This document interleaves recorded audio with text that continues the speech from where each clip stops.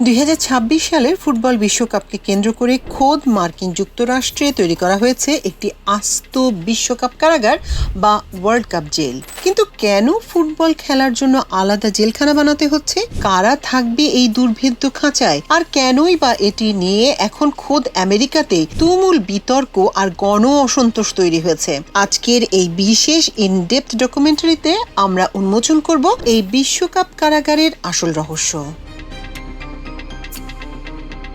2026 সালে ফুটবল বিশ্বকাপের অন্যতম আয়োজক শহর হলো আমেরিকার মিসৌরি অঙ্গরাজ্যের কানসাস সিটি। শহর কর্তৃপক্ষের হিসাব অনুযায়ী এই টুর্নামেন্ট চলাকালীন বিশ্বের বিভিন্ন প্রান্ত থেকে প্রায় 6,50,000 পর্যটক ও ফুটবল ভক্ত এই ছোট শহরে এসে জড়ো হবেন।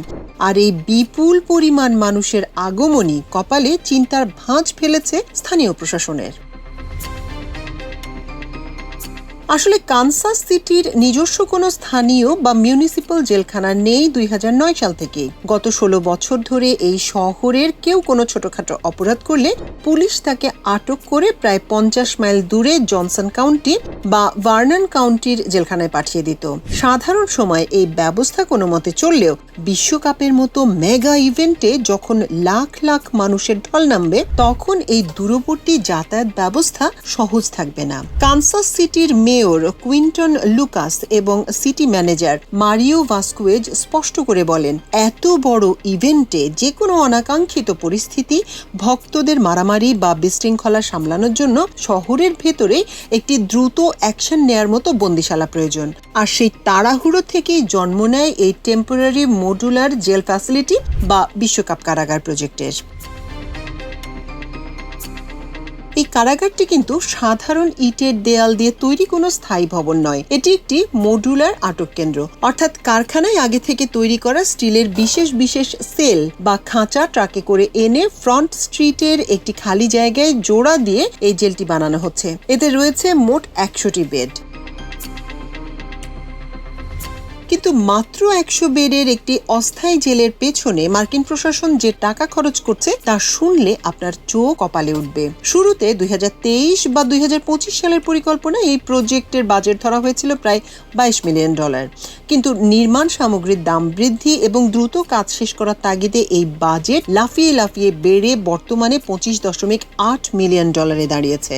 বাংলাদেশি টাকায় যা প্রায় 305 কোটি টাকারও বেশি। মাত্র 100 জন বন্দীর জন্য 300 কোটি টাকারও বেশি খরচ করায় স্থানীয় ট্যাক্স পেয়ার বা করদাতাদের মধ্যেও তীব্র ক্ষোভের সৃষ্টি হয়েছে। প্রশাসনের যুক্তি, বিশ্বকাপ শেষ হলে আগামী 5 বছর এই অস্থায়ী জেলটি ব্যবহার করা হবে, যতদিন না $151 মিলিয়ন একটি স্থায়ী বড় জেলখানা তৈরি হচ্ছে। এবার আসা যাক সবচেয়ে গুরুত্বপূর্ণ প্রশ্নে। ফুটবল দেখতে আসা কোন দর্শকদের এই খাঁচায় পোড়া হবে? ফুটবল ইতিহাসে একটি কুখ্যাত শব্দ আছে, তা হলো হুলিগানিজম বা ফুটবল ভক্তদের উগ্র আচরণ। খেলায় হারজিতকে কেন্দ্র করে অনেক সময় ভক্তরা স্টেডিয়ামের ভেতরে বা বাইরে মারামারি, ভাঙচুর ও অগ্নিসংযোগে লিপ্ত হয়। কানসাস সিটি প্রশাসন স্পষ্ট করে জানিয়েছে, এই $25.8 মিলিয়ন জেলে কোনো সিরিয়াস ক্রাইম বা গুরুতর অপরাধের আসামিদের রাখা হবে না। বড় অপরাধীদের সরাসরি কাউন্টি জেলে পাঠানো হবে। তাহলে এই বিশ্বকাপে কারা যাবে এই জেলে? 1. যারা স্টেডিয়ামে বা বারে বসে খেলা দেখার সময় অতিরিক্ত মদ্যপান করে মাতলামি করবে। 2. যারা স্থানীয় ট্রাফিক আইন বা পৌর আইন লঙ্ঘন করবে। এবং 3. খেলা শেষে উত্তেজিত হয়ে ছোটখাটো হাতাহাতি বা চুরি ছিনতাইয়ের মতো অপরাধে জড়াবে। সহজ কথায়, খেলা দেখতে এসে যারা অতি উন্মাদনায় শহরের শান্তি নষ্ট করবে, তাদের উৎসবের আনন্দ মাটি করতে এই 100 বেডের মডুলার জেলেই ঠাঁই হবে।